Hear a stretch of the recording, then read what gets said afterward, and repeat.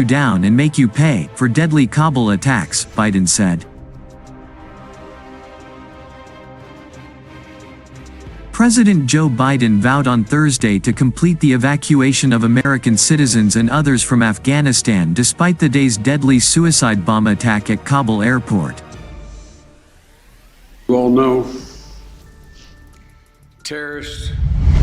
He promised to avenge the deaths of 13 U.S. service members killed, telling those responsible, "We will not forgive. We will not forget. We will hunt you down and make you pay."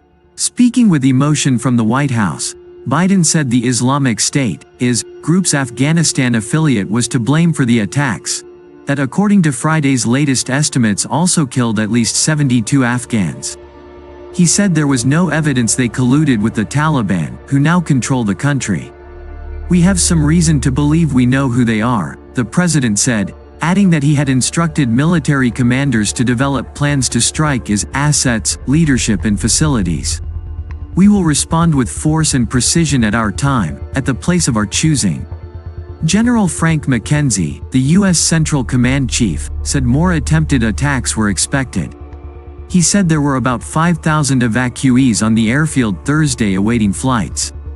A number of U.S. allies said they were ending their evacuation efforts in Kabul, at least in part to give the U.S. the time it needs to wrap up its evacuation operations before getting 5,000 of its troops out by Tuesday.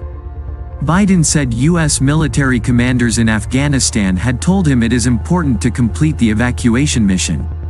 "And we will," he said. "We will not be deterred by terrorists." As many as 1,000 Americans and many more Afghans are still struggling to get out of Kabul. The IS affiliate in Afghanistan has carried out many attacks on civilian targets in the country in recent years. It is far more radical than the Taliban, who seized power less than 2 weeks ago.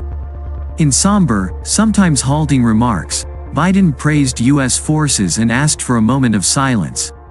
The Marine Corps said 10 Marines were among those killed. The U.S. military said the 18 wounded were being evacuated from Afghanistan aboard Air Force C-17 transport planes equipped with surgical units. It was the deadliest day for U.S. forces in Afghanistan since August 2011, when a helicopter was shot down by an insurgent armed with a rocket-propelled grenade, killing 30 American troops and 8 Afghans. Thursday's attacks were the first time where the first U.S. service members have been killed in Afghanistan since February 2020, the month the Trump administration struck an agreement with the Taliban. The deal called for the militant group to halt attacks on Americans in exchange for the withdrawal of all American troops and contractors by May 2021. Biden announced in April that he was ending the U.S. war and would have all forces out by September. The Kabul attacks came 12 days into the rushed evacuation and 5 days before its scheduled completion. Some Republicans and others are arguing to extend the evacuation beyond next Tuesday's deadline. The administration has been widely blamed for a chaotic and deadly evacuation that began in earnest only after the collapse of the US-backed Afghan government and the Taliban's takeover of the country. More than 100,000 people have been evacuated so far, Afghans, Americans and others. Thursday's attack was sure to intensify political pressure from all sides on Biden, who already was under heavy criticism for not beginning the pullout earlier. The airlift continued on Thursday, though the number of evacuees fell for a second day as the terror attack and further threats kept people from the airport and as other countries began shutting down their efforts.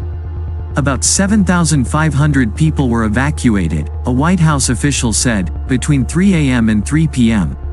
The total compared to 19,000 in one 24-hour period toward the start of the week.